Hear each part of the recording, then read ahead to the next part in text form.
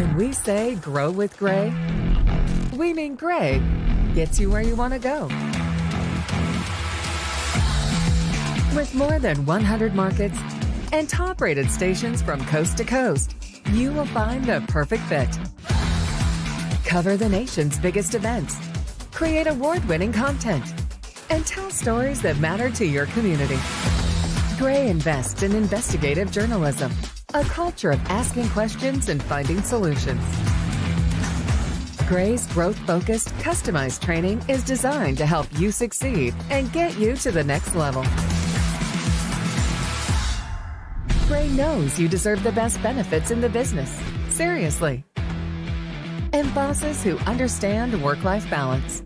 So get noticed, get going, and start growing. Grow with Gray. Hi, everyone, and thanks for joining us for this webinar where we're going to talk about Reels tonight. My name is Jennifer Dale. I'm Vice President of Recruiting for Gray Television, and I'm super excited to talk with you about what we're looking for in a Reel. I'm also very excited about our guest today. Jennifer Martin, who's our news director at WCSC Live 5 in Charleston, and Rex Barber, who is our news director in Knoxville. Also here with us are Stephen Hughes and Nicole Karros, two of our talent acquisition specialists. I know Rex and Jen do a great deal of hiring and have pretty strong opinions about what they're looking for in their reels. We're going to take a look at MMJ reels today, producer reels, and meteorologist reels. So let's talk a little bit about the goal of a reel. Jen, why don't you kind of talk about what you're hoping, like when you first open up a reel, what do you feel like the best goal of it should be?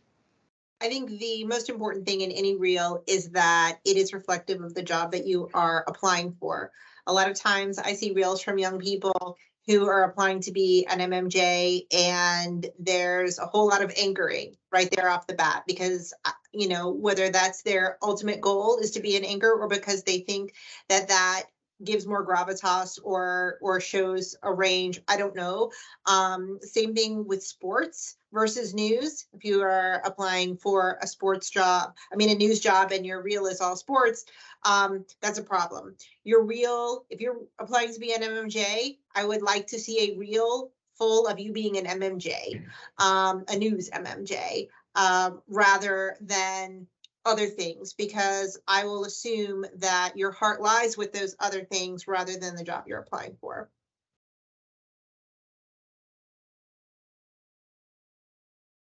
Rex, is there anything that you kind of see that you're looking for when you first open it up and what you're hoping to see when you click on the link from an MMJ? Well, I agree with Jen. It needs to be tailored to the job that you are applying for. If you're an MMJ, you do need to be showcasing that. If you're coming right out of school, I would make sure that it's your best work and show that really quickly. I need to see that within the first 10 seconds. I'm have a lot of things I'm doing each day. I know most news directors are like that. And we pretty much made our mind up pretty quick if this is something we need to keep, investing our time in. And when I say put your best stuff at the front, that means, not just the best story you think you've done, but also make sure that it's the story where the sound wasn't messed up, the lighting wasn't messed up. If you've got to go back and do another story again, I would suggest doing that because, I want to see your best stuff. It's like your resume. You're putting your best foot forward, and that's what we want to see. And truly, for any reel, be it a lot of that's good advice for your best stuff forward, be it a meteorologist, be it a producer, be it for an MMJ. We're kind of looking for the exact same thing, no matter the position. We're all about storytelling. If it's if it's a reporter, the story that you're telling that day. If it's a producer, you're telling the story of the day through a newscast, the day's story. And if you're weather, how do you tell the weather story? All of them, you need to be compelling on camera. You can use, you have to communicate the story, not just be seen. You want to prove that you can handle a changing situation. The example is breaking news or weather. Those are both situations where you'd have to be able to do and know your and know your strengths and be professional. The number of outfits that would have been more suitable perhaps for a night on the town than on a professional reel have nixed many a candidate in the past that I had been considering hiring, mainly because I kind of wonder if it's a judgment issue. If you don't really know, if you think that this is a good idea, what else are you going to think? So you want to put your best foot forward. So do's and don'ts for reels, capture attention early and hold it. So Rex, about how long do you watch a reel before you make a decision if you want to continue? I'm usually, by the time I'm 5 seconds in, I need to have formed some sort of opinion, and then that determines whether I go for another 5 or 10 seconds. Sometimes I see a reel that starts out and it hangs on the person's name and contact information for 10 seconds. If I want to find that, I can go back and pause it, and go from there. But I need to see you and what you're doing and how you're telling stories really early on. Jen, are you about the same?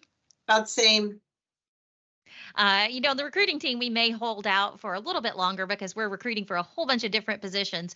But truly, the story of the day here is you need to make a good impression pretty quickly. Do a montage. I like to see, I'm a former news director. I like to see about, 5 to 7 stand-ups that help push your story forward. I don't want to see that you can walk and talk at the same time or stand in front of things and talk at the same time. But let's talk about how that stand-up can push the story forward. And then do keep it updated. We do want to see your best stuff, but we also want to know what good stuff you've done lately, and then and highlight your strengths. If you're really good at one particular thing, like let's say if you're really good at ad-libbing with breaking news, I would try to make sure that I would put that on there. But don'ts, Jen, like what's your biggest don't for if you're looking at an MMJ reel? Honestly, I feel like my 2 biggest don'ts we've already talked about. Don't come in your club clothes, and don't put things that have nothing to do with the job you are applying for. I mean, honestly, we got them out there early, but those are well, definitely worth repeating. And honestly, one other thing, like your mileage is going to vary depending on your news director. I can only speak for myself. I don't like stand-ups that are cute to be cute, or like you're just trying to show me that you know how to double or triple yourself. It's interesting. I really hate when people show themselves 4 times in the screen to show that they can do that. But I actually just saw a reel for the first time where someone tripled themselves, but it was actually part of the storytelling and it was very impressive. So don't do things just to do them. If you're going to do something, do it because it makes the story better or it tells the story better. Same thing with the 6-part filling up your gas tank stand-up. Hey, Jen Martin, real quick, before we get off of this, you talked about appearance. We get a lot of questions, and you've had a really good answer before about this, about changing hairstyles and the discussion and debate on hairstyles. Yes, so that is something that really speaks to me. And a lot of, especially women of color, ask the question about whether they should have changes of hairstyle in their reel. And my answer is that depends entirely on if you plan to change your hairstyle when you are on the job. So if you need to do braids sometimes, or you just need to do natural, or just like however you need to change up your hair to keep it healthy, if you intend to do that on the air, do it in your reel, because the news directors who are going to have a problem with it when you're on the air, probably you'll know that when they ask you questions about it in your interview. So if they don't have a problem with it on your reel, they are unlikely to have a problem with it if they hire you. So that same principle would apply if it was someone that for say has brunette hair and wants to change to blonde. They need to go ahead and have some blonde in that reel as well, so that the news director sees that and knows up front. That's the question we get asked too. Your reel should look like you. And so like if you've had some vast change in appearance since you made your reel, I would like to see what you look like right now. because that's what you're going to look like when you work for me. I am so sorry, y'all. I have to dip out, but thank you guys so much for inviting me. Yeah, thanks for we'll catch you again on the next one. So, I mean, we talked a lot about, some of the do's and don'ts. I mean, it all comes back to when it comes to, we get a lot of questions about hair, dress, tattoos. Talk with your hiring manager. The more stuff that you can discuss ahead of time and you both understand where you're coming from, into that, and just have that conversation ahead of time, so no one's surprised. You'll be better off as a candidate, knowing these things, and kind of knowing what your future boss feels about something, before they're your boss. So again, some more don'ts for the reel. Don't make the hiring manager dig for your reel. I get links all the time that'll here's a link to my portfolio, and I have to, and the link to the reel is 3 pages in. You get about 15 seconds before to make that first impression. Don't use it trying to make them find it. And you hear always the phrase "save the best for last." Don't do it in a reel. And then, finally, don't fake anything. Our job is to deal with the truth and to be truth tellers. That goes along. Don't recut a story you didn't originally report. Make sure it's your work that you're airing. And again, if it's an MMJ reel, don't start with anchoring. That's not the job you're applying for. At the end, maybe you can put some anchoring on if that doesn't bother me. But don't start with that just because that's what you have, because the skills that make a great anchor aren't necessarily the skills that make a really good reporter.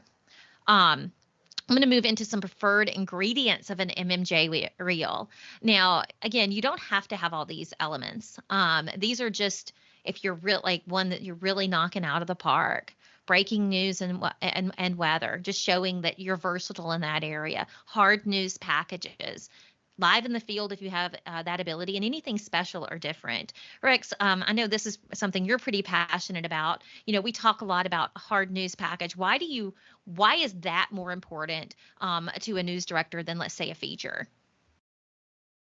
The short answer is features are fairly easy to do, and they don't require a lot of digging most of the time. You can just get one person to talk to you that wants to talk about something grand they've done. Well, that's not hard to do. But when you can showcase how you can dig for documents and build a story around a data set, and I always tell people, if you can give me a data set, I can show you how to build a hard news story. That's the way to get into it. And if you can show me that, then I understand that you know how to be a journalist right off the bat. If you're leading off a reel with something like that, it's impressive. I want to bring up a question because there are, a lot of students who don't have access to the same level of resources that others have. And so perhaps they don't have the opportunity to cover a breaking news or breaking weather event, or they don't have capability to go live. How would you suggest to those college students how to work around those to show that you can do that work? Well, I always tell people that, even reporters who I've been in markets where I've hired people right out of school and they didn't exactly know how to go about turning hard news. And I always say, governments do a really, really good job of keeping records of just about everything, and most of it's right online. Real quick example, I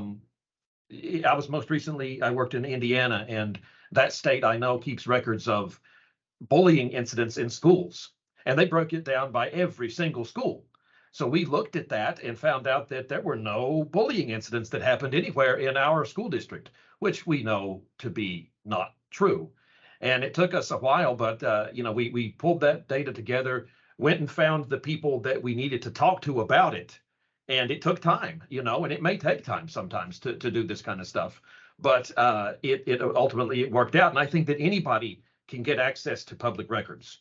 If you're not in a position where you can go on breaking news or weather and things like that, and I get it, a lot of you can't, but you can look for records, and you can go find the person most knowledgeable about whatever data set you have and interview them.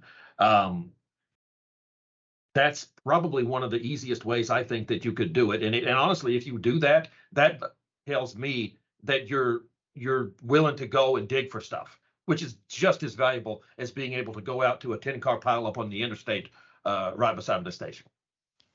So what, if someone who's watching this and this, one of the questions we get, especially from someone who's just starting their career, is what counts as hard news? So Rex, what would your definition of hard news be? Well, I grew up in newspaper. I came up in the newspaper realm before I transitioned into television, and we did a really good job of covering meetings. And I know a lot of times when you bring up the notion of a public meeting or something, people their eyes kind of gloss over. But I always maintain, and I will always maintain, I think that a good reporter knows how to turn a meeting into something that's interesting to anyone. And I did it myself many, many times when I would get to some place and think, my goodness, this is dry. But you just start talking to people and you realize that you can turn something into a hard news story. For instance, huh? Oh, no, go ahead. Oh, no. Well, I was just going to say, I was trying to think of a meeting we did recently here. It was, an ambulance service, a new contract for an ambulance service. That could be kind of boring if you just read that in an meeting agenda. But if you start looking into why, like if you request like a lot of times, the governing bodies will send out meeting agendas, and they have listed in their bullet points about what they're going to talk about. But you may not know that each of those bullet points has an entire packet attached to it that has a lot of information and a lot of data points. And we had recently a situation where our ambulance service was not putting enough ambulances on the road. Data packet reveals, well, how many ambulances do you have? How many times have you not been putting ambulances on the road? Well, there you go. That's a health concern for people. Suddenly, we've got a lead story out of a meeting right there that could have otherwise been looked over. And that's probably a great topic for one of these sessions in the future is how to cover a meeting and make it interesting, because the business of the people are often done at county commission meetings and city council meetings. And quite often they end up as boring television, mainly because people think that that's the story is the meeting, and truly the story is how what's happening in that meeting covers a life. And there are so many gems to be found in agenda packets, which sounds like the most boring thing ever to look up. But I do they're believe gold mines, Yeah, but I do believe there's at least actually, there's probably 4 people on this call who have built a career off finding information in agenda packets and telling that the business of a city or the business of the county to the viewer, because your tax dollars are paying for it. So we need to put that on our list of things to cover in the future at some point. So, one of the questions we also get to is like, so what does this stand-up montage, you've mentioned, like, what does that look like? And, as a news director, because I was a news director for 10 years before I moved over into recruiting, I mean, I'm really looking for, well, we'll do it this way. When I was a young reporter, my first reel, which thank God isn't digital. Thank God it isn't digital. I'm pretty sure I have it around on 3/4 somewhere, though. I mean, it was a series of me standing in front of things talking, and the things around me didn't always relate. The stand-ups have to figure out how to tell the story. What are you using? Because if you're just standing there like I was, you're doing it wrong. How are you creatively using what's around you to push that story forward? Pick stand-ups that showcase your best look, dress and look professional. I think we've talked about this like 7 times now. I get it sometimes, especially if you're in the South like I am. It's humid outside and it's hard to make your hair look really good. So, I mean, we're not necessarily talking, you don't have to look like you just walked off the runway, but, look professional and presentable. And if all possible, showcase examples of you doing live shots. I'm going to ask Nicole, I'm going to put her on the spot a bit. Nicole, if someone doesn't have the live ability at their school, do you have any suggestions about how they can beef up their reel in that capacity? So I feel like the creativity of stand-ups is going to, first of all, showcase a lot of strength to show that, yes, you can bring people into your environment and that you have an engaging personality. But for live in particular, I mean, we're able to go live on devices now. And so being able to do a live on social media to show that under pressure, when you've got one shot, you're able to accurately, purposefully, impactfully deliver information. So having something like that may seem invaluable for a professional reel, but what news directors really want to know is that you can do this job and you can do it well and you can do it better than the next reel they're going to watch. So being able to think creatively about a different avenue to present a skill is going to really make you a strong candidate. All right. Anything to add about stand-up montages before I go on to the next slide?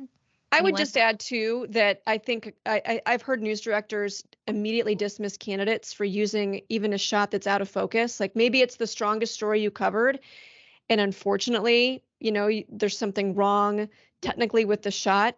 Some will look past it, some won't.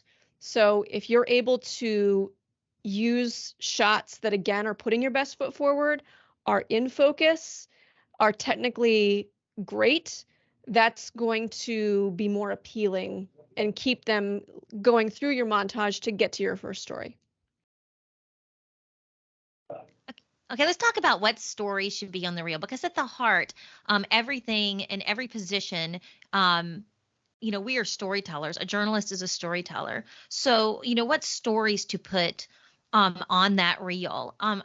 Rex, what stories are you looking for? Like what would just be a home run for you? What type of story? Thinking about coming right out of school, anything that where you had the chance to go out into the campus and talk to people about events that are happening to them. College campuses are great places to go out and get people that can give opinions on a lot of different things. I remember there was a time, I used to cover higher education a lot, and I would be on various campuses trying to talk to, students about things and administrators, professors, all that kind of stuff. I made a really, almost half of my career was built on covering news relevant to a college campus, and especially in college towns, that's a big part of their economy. So if you're in school, you're in a great place to do some really quality journalism if you just go out on campus and talk to people. I'm looking for your ability to condense, like if you want to have live shots, stand-ups, things like that in your reel, if you're limited in the breaking news that's in your area, your ability to break down a fairly complex topic in a succinct way is really impressive, and I will pick up on that. So that would be something that, and I think others would pick up on that too. And be genuine too in what you're doing. I'll be able to tell, like we've said a couple of times on here, if you are just reading a report, if you're shadowing in like a job situation, a reporter, and you're reading their stand-up, or you're sitting at the anchor desk doing an anchor read that is not your own or you weren't really involved in. We'll be able to tell that. I see you've got here, you put the best stories first, keep make sure it's well shot, well written, well edited. I can't stress that enough. I have seen so many reels where it seems like it's just what they had at the time, and they didn't think maybe I could go out and do something else to complement this. And one thing I will say, make sure you're put together. If you're wearing a tie, make sure it's cinched. If you're make sure that your attire is well fitting and you're well groomed. Don't look like an unmade bed. Yes. That's what I always think. When the tie's off, it's not, maybe it's one thing if you're hustling to run for breaking news, I can get it. But if it's something that you have just, think about what's the old saying when you're in an interview, dress for the job that you want. And then, ask yourself, like, do I look like what I see in the job that I'm going for? When you watch the station's product, do I dress the way that the people on camera are dressing? We're all for you being your own unique person, but you can't really. There still are standards that have to be followed. And again, if you're seeing a theme here, just is attention to detail, your best stories first, making sure you're doing it right. You're doing things the way that they are supposed to be done. Good enough will only probably get you, I don't know, like that's not, you're never going to knock it out of the park if your goal is just to be good enough. Just keep pushing and keep trying to have it be the best you can be. Anything else to talk about before we move on out of MMJ Reels? Did you have anything or question or anything, Stephen? Another example is I looked at a reel of a student early in the semester, and the first clip he had in that reel, half his shirt was tucked in, half was untucked. And it's the first thing I noticed. And he was a sports candidate, and sports is even harder to get into than other positions. And I'm like, this is something that they're going to notice immediately. So little details like that, just like Jennifer mentioned, it's so important. There was a question about elections, where did that and live shots for elections and elections as news as a whole. It falls into that hard news category, I would say. Would you all agree? I do, and I brought up a point a little bit ago. Your ability to condense a lot of information succinctly on election night, that is what we're doing. I've had reporters out across the city, across the region before, talking about various races that we were interested in, and they have to know who the candidates are. They have to know how government works too, which is another thing that jogged my memory. Many times I've had to give a mini civics lesson on election night because a lot of people don't know how local government works in state and federal. So be knowledgeable about that. If you're going into this job in a newsroom, be knowledgeable about how the government works and functions. So absolutely. I think I've had to do a civics lesson in just about every newsroom I've been a part of. So kind of, try to learn. I understand that, you may not have learned in college about county council, city council, but you need to know it because it's going to be your life's work if you're going to be a local news reporter. So let's shift and talk about meteorologist reels a bit. It is a great time to be a meteorologist looking for a job. We have a lot, especially if you're younger and, just getting your start. We probably have more.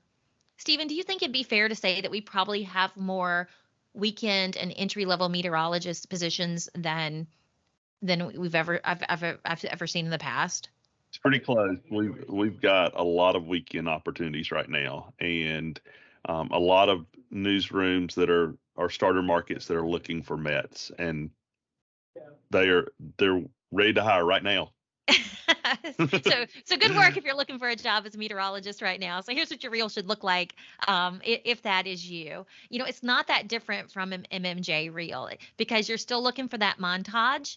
Ideally, 45 seconds to it's always 45 seconds to a minute, but anything you can do to showcase severe weather or breaking weather and your interactions with people. Again, if you think about it, it's all storytelling. You want to show your best work. And in the case of a meteorologist, when the severe weather heads our way, they save lives. I personally like 2 full forward-focused weather forecasts so I can see your weather storytelling of the day. And forecasts should demonstrate, well, I just said your ability to tell the weather story of the day. And if you've got them, live shots as well. But a meteorologist is, it's just such a key position for us. Anything to add about what you guys are looking for in a meteorology reel? I just think that the science is above perhaps the 4 of us on this call, right? Because they are going to be a station scientist, and this is their expertise. And for them, science comes before presentation. And a question I get a lot from a lot of student Mets who are, looking for their first job is how involved is like the chief meteorologist in helping to hire? Are they looking at the science, or are they looking, like, how do you balance the science versus the presentation? Yeah, that's key. I think the viewer, a lot of that goes above their head, and really what the viewer, I think, is looking for is how it's going to affect them. What is the impact to them? And that's I I have conversations regularly with my meteorologists team, and that's the focus. Like, how are we telling the story? And I would say also, when you're telling that story, it's probably best to not have 5 or 6 chapters in that story. You probably need to sort of have it focused. When you say forward focused forecasts, that's what we're going for. Because I You mean, you don't probably, want it to be what's happening right now. If you can pull up your phone and use it to look at it, which I can, I could tell you exactly what the weather is like right now here in Charleston, and I could give you what the computer says is going to happen in 10 minutes. That is not what the a meteorologist job is. At a local television station. I mean, they're pulling together the raw data, they're pulling together the science, they're pulling it together with their knowledge to talk about what is happening. And one of the things Rex hit on was focus. That is such a hard thing for a lot of young journalists to focus, a lot of young meteorologists as well. Like, what's your focus with this? And just think about that as you put together your reel. I love to tell young MMJs especially, and they, as much as I love it, they hate it, is how do you focus a story? What's your 3-word summary? And does it have a verb? Because if it doesn't have a verb, it's probably not active. And if you can't sum it in three words, it probably doesn't, it's probably not focused enough. I think you could probably argue that you could do the same thing with a good weather forecast. Is like, what are you looking at? Warmer weather. Weekends, warmer weather. I mean, that kind of tells me what we're about to learn. A heat up. I'm looking forward to the weekend. That's could be a focus. So I think as you go through that and you make that reel, I mean, that's what we're looking for. I want to be able to see if you're comfortable on camera. I want to see that you can roll with the situations if there's breaking news and weather. And I want to see that you can tell a full story when you're not having to move during that breaking weather situation. The live shots and all the rest are a bonus. Anything else about meteorologists? A lot of our universities now are doing live weather cast outside of the newscasts that are going on. I know of 2, for example, and then one I've just been to.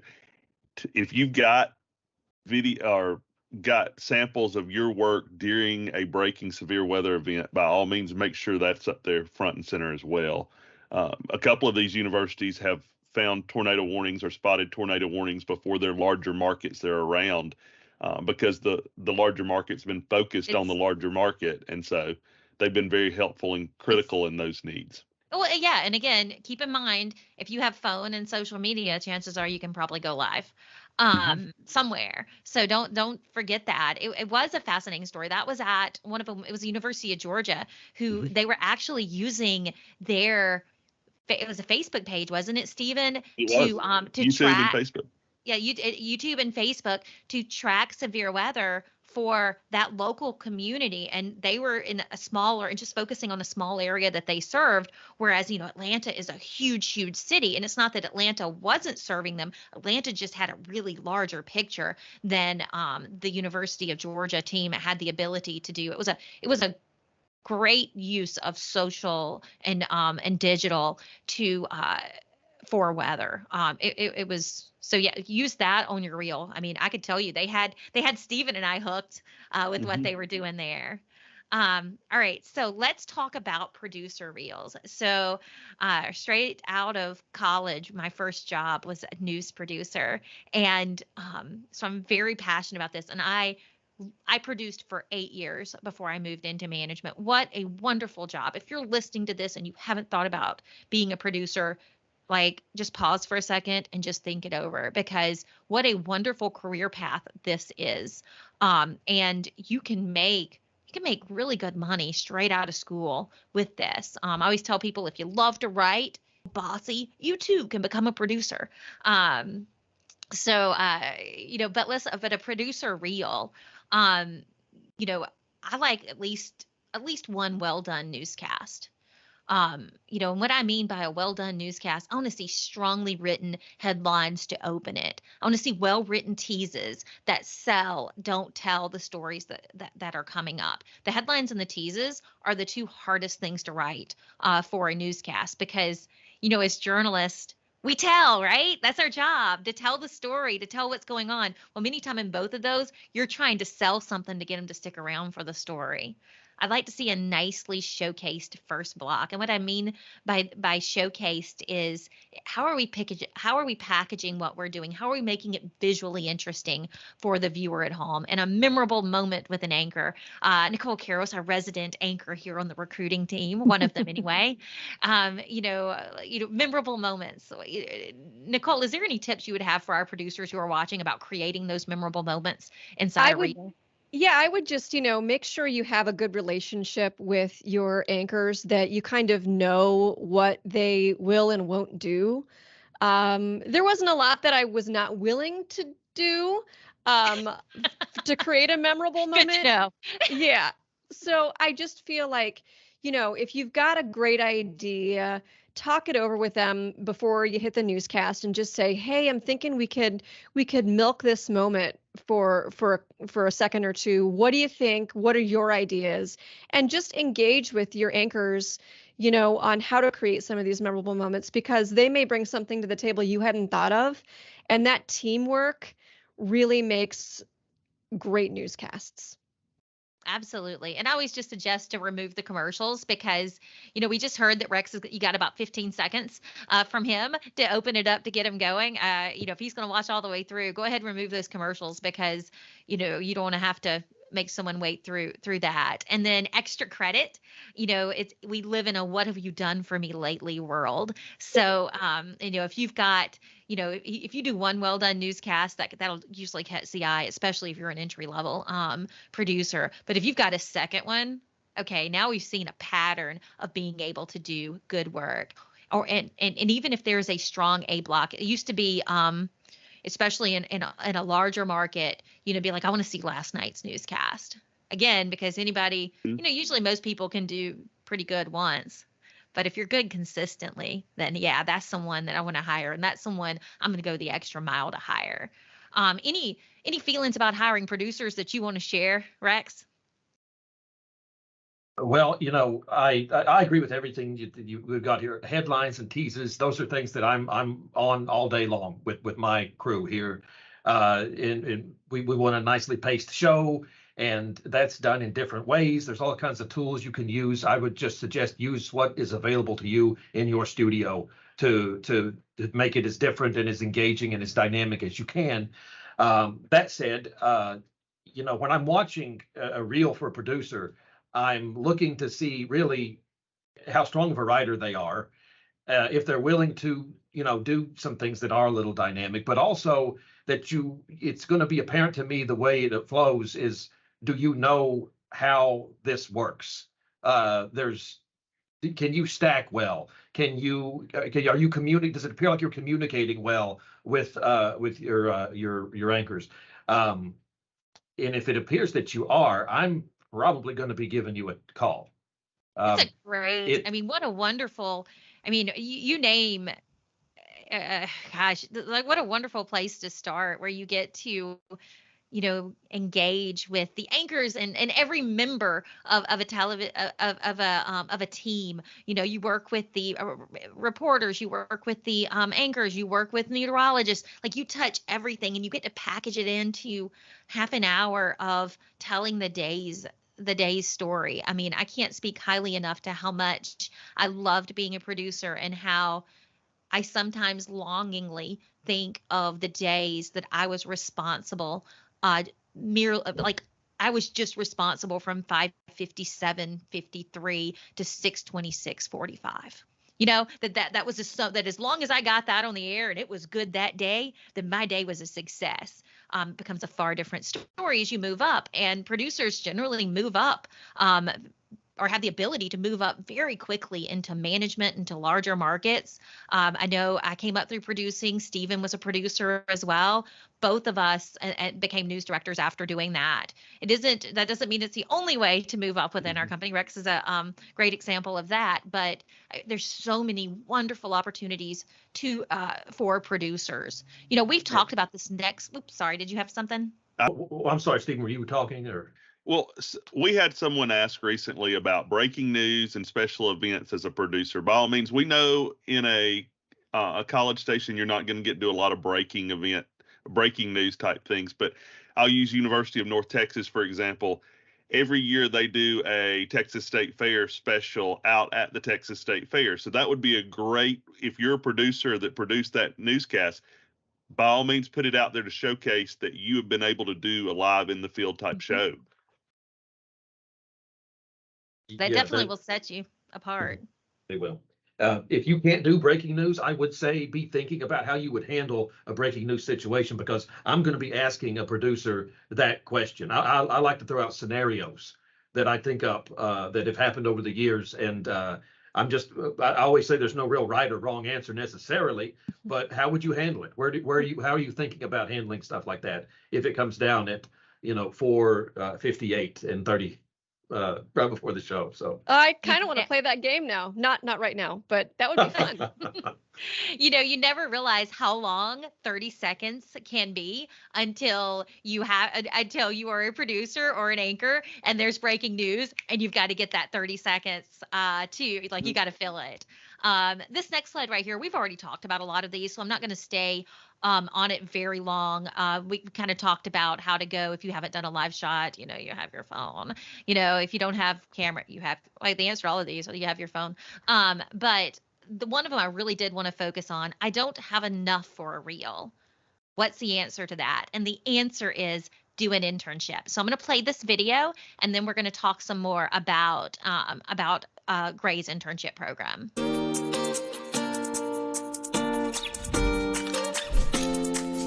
Was very challenging but hands-on.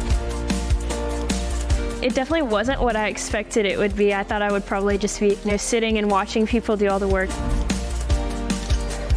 I have never done anything like this before, actually pitching stories, going out and getting B-roll myself, making the interviews, doing the contacts, and then editing the packages. I was actually put into doing the work of a reporter. I had to come up with my own pitches and follow through on those stories, make my own contacts. I'm able to use some of the materials I made here for my reel. With the help of several people who work here, I learned how to make my stories look so much better than I knew how to do before I came here. My Gray mentor told me that internship is your longest job interview. And I say, if you want to know what it's like to actually work in that profession, then do that job at Gray. So we're really excited and proud of Gray's internship program. We only offer paid internships here at Gray, and we offer them at every property, all in 113 markets nationwide. And in 2024, we will be expanding it. We do them as well, and not only just news. We also do sales internships, and we also do marketing internships. But most of our internships seem to fall under the news umbrella. Rex, could you walk through? I know that you guys just had a couple of interns through VLT that were really, really active. Could you tell me a little bit about what they did? In fact, they're wrapping up here today. One of them, her last day is today, and she's going out and turning a package for us today. And she's in a VOSOP version of that package.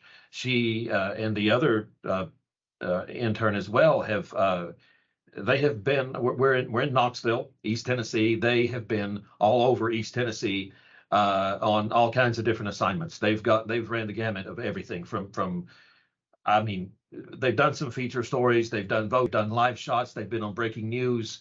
They understand how to put how to interact with a rundown. We use ENPS, how to get their stuff in there. They understand how the day flows. What you have to do to get from the editorial meeting to making it be on air. And there's a lot that goes in between that. And In fact, the intern whose last day is today, we had one package idea. She left the editorial meeting thinking that's what she was going to do, and then things don't go the way you think they're going to go, despite your best efforts. And then so she gets put on something else, and it's coming together actually. So and then that can happen, and it does happen, and it's good to know that you have to be able to change on a dime. And one intern, I will say, a good example of how she learned how fluid and dynamic this job can be. We had her going to interview somebody in downtown Knoxville. I don't even remember what it was about at this point. It was weeks ago. But I do remember the big thing that day was that we had wildfires popping up all over the region, and we were really dry, and we've gotten rain now. But she was sent from one end of Knoxville an hour to the other end of town, past town, on a wildfire that had burned down a few homes, and to meet a reporter so he could go live. She was running the TVU live backpack for us. It's just she really got a good education about how things can go in this job, and I would say it's invaluable to her. Well, and it's also invaluable in the fact that I truly believe in my heart of hearts that the key to stopping burnout in these first jobs for young reporters and producers is the knowledge of what the job truly is, and as an intern with Gray in particular, because we only do paid internships, you're considered a Gray employee. So what that means is you can pick up the equipment, you can touch, you can hold everything. You can, if you're hired in as an MMJ intern, you could drive a vehicle, you can hold a camera. Whereas if you are in an unpaid internship, by law, you can't really do anything more than watch. But if you're doing it, you understand what you're doing. This is not an official stat, but from what I get a pretty good view of what interns, how they come and go in our company. And I would say if a third of our interns that we hire are not seniors, they go back to college and continue their education. A third of our interns generally kind of are like, okay, this isn't what I thought. I think I might want to try something else. Maybe it is within our business. Maybe it's something along those lines. So a third of our interns have the knowledge that maybe this isn't for them. And I'd say a third of our interns walk away with a job offer. So, I mean, honestly, out of 2/3 of those, the one that go back to school, they do multiple internships with us many times. We've got some that are on their second and their third with us. And by the time they graduate, they have so much real life experience. In fact, that video that we watched, one of them will intern with us again this summer, and the other one will get a job offer. So, I mean, both of those went back to school, but we'll hire again. So this truly is the key to stopping, I think, young burnout. I can't name a single young person who interned at a Gray station or a local television station, took the job and burned out and didn't finish the contract. So with that, what would these internships are so highly competitive. I mean, we'll get thousands of applications for interns nationwide. Nicole, I know you talk with a lot of young people. What do you feel like? How do you make yourself more competitive in order to get that internship? What would you suggest to a student? That's a good question, because that's a question I think I heard at every school that I visited this past fall. Oh, good. Because you might know the answer. Well, and so, for them, they're worried because it's not a full-time job. They don't have the experience. They're worried if they need a reel to apply for an internship. And I have to remind them that's the purpose of the internship, is to get that experience, to be able to put the reel together. So when the time comes, you have material you can use, to get that first job. So for me, when they ask, well, how can I be competitive in such a competitive space? And I just encourage them to showcase their curiosity, to showcase what skills they do have. Perhaps they have a writing background, really make sure that you keep a portfolio of your work, make sure you're showcasing what you do have, and be really upfront about what you want to work on and really what skills you want to grow in your internship. Because this is a station that, if it works out, could hire you for that full-time job someday. So just making sure you're establishing relationships early, making sure that you showcase what you can do, and really talking about how you want to grow in this internship and what you might be able to offer is a great start. And if you are lucky enough, blessed enough to go to a college that has an on-campus television station, be active, volunteer. Stephen, you just got back from a really good trip where there was a lot going on. How would you speak to that about how does that on-campus experience translate into real life experience? I'll give a shout out on this one to Universal Oklahoma and their program. It was really neat to see it in action. They have over 170 students involved in OU Nightly, and it is so competitive that they have to sign up early and often and stay involved, or they're not going to get to do. But they had a student, she started her day around 8 o'clock. 7:30, 8 o'clock, headed to the courthouse in Oklahoma City because a professor had been charged with a serious crime and they were covering it that day. And she came back and did a day turn that day, a package, and was live. And they're doing that type of thing every day there. And those students are so excited to get the internship opportunity. We have a station not far from there in Lawton, and several of them have been going down and working there. And one told me, she said, there were some days when I was the only reporter getting to report that day, and I'm the intern. She said, this was awesome. She said, I want to go back. So the smaller the station, the bigger the opportunity in a lot of cases. Amen. We're going to do, and again, if you're watching this on YouTube, the date may not help, but we're going to do a whole session in January about that internship, how to get the best internship experience. Spoiler alert, it's probably not going to the network or a giant market. It's not. But like what's going to help you in the future. So we'll talk, so keep in mind keep on this channel for that, as well as grayishiring.com. I wanted to talk about what is the recruitment team's website, grayishiring.com. You'll find links to apply for your internships there. You'll find links to all of our upcoming training webinars. These are things that we put out into the world that we feel really passionate that it is our job to help make sure that we are raising the next generation of journalists. That is why we are all spending our time doing this, is making sure that we are helping as many people as possible. Again, because journalism is so integral to our democracy. grayishiring.com, where you will find all of our upcoming webinars, this YouTube channel and social media channel, where you'll find links to the ones that we've recorded. And then also grayishiring.com to the Gray Talent Pool, which is like a networking site for us. If you're looking for a job, go to grayishiring.com, create a profile, you'll upload a reel, a resume, every market you're interested in working in, and every job you're interested in. Let's say you don't know if you want to be an MMJ, or maybe you want to do a weekend anchor. You'll do either one of them, or anywhere that you can do that you can get that anchoring job. You can put all of that in. And Stephen, how many people have we hired from the Gray Talent Pool in 2023? Keep in mind, we're at the end of 2023.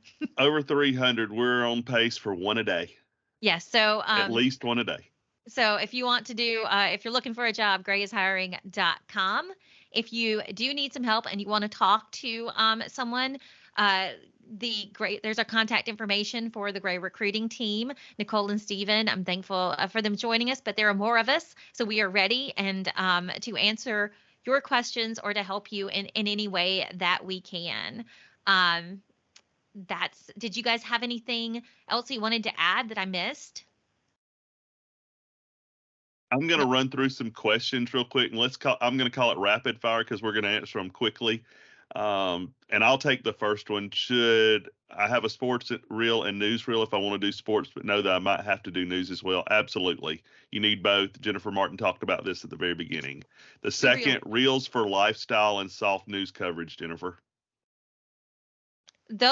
Okay, so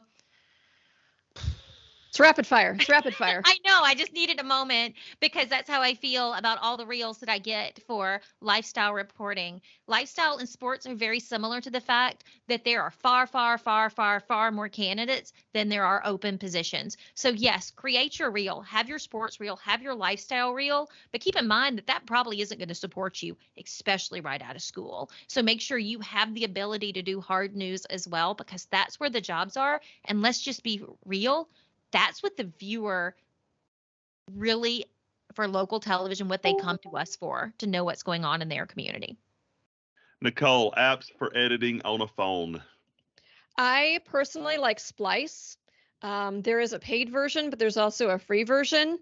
I use that a lot when we had a derecho here in Cedar Rapids, Iowa, where I'm based, back in 2020, and we physically could not get to the station because there were so many trees down and blocking roads that we just pulled out our phones and started shooting video from wherever we were and sending it back to the station. And Splice is really easy to upload video. It's just like on any other linear editor non-linear editor you're working with. So yeah, Splice is a good one. And I know that for iPhone users, iMovie has also been really helpful in being able to edit on the fly. That's what I use to edit these. Yeah. Rex, someone that may be working at a news station but not in the news department but wants to get in on news. Just suggestions for how to do that. They're working not in news, in maybe production. Like they're a production assistant right now, but they really want to get in on news. I have brought in lots of people who are on the production side into the news department over the years, lots of them. And I would say just go and talk to your news director. The digital function, digital arm of the newsroom is a good place to start to showcase your writing. In fact, most recent station I was at, I had several people from the production department come say they wanted to work on their writing and hone their news gathering skills. And I would give them, calls to make, beat calls. I would give them news releases to write up and post. And, we see where that goes. I've put people into producer roles from production before, photographer roles. So go and have a conversation with your news director. We tend to like initiative. And if you're willing to come out and have a passion for something, that's half the battle. Okay, internship versus college experience. How would you set this up? I'll take it. We just want to see your best work, period. Whether it's at your internship or at your college station. How many packages should be in a reel? How long should it be? Again, 2 packages at least. And then 5 to 7 minutes is ideal on that. Jennifer, what is the definition of a bad reel? I think a bad reel is something that isn't relevant. It's badly shot, meaning it's blurry. It's maybe the camera's shaky. You didn't use a tripod. It's covered. It's stuff that and the stories that are featured in it are either your information is grammatically incorrect, factually incorrect, or just bad storytelling. And you're doing it while wearing incorrect clothing. Actually, that would be the worst reel I could imagine. If all of those things are present, that is the worst reel I could possibly imagine. We've gone long enough, I think. We've got a lot more questions, and maybe we can do that as a second section one day, just answering these questions. We'll just do a whole session. Well, no, we're not going to. That seems like a terrible idea to ask me anything. So no, we won't do that. But it's an interesting thing to ponder once this is how horribly that could go wrong. But thank you again, Rex. I know that you're super busy as a news director. Thank you for taking this time to talk with us. Thank you, Nicole. Thank you, Stephen, for giving this time to those of you and anyone who made it this far. Obviously, you really, really, really want to do this. So you should use that email and email us, because if you watched all the way to the end, I don't know, we deserve to work extra hard to find you a job. Thanks, everyone.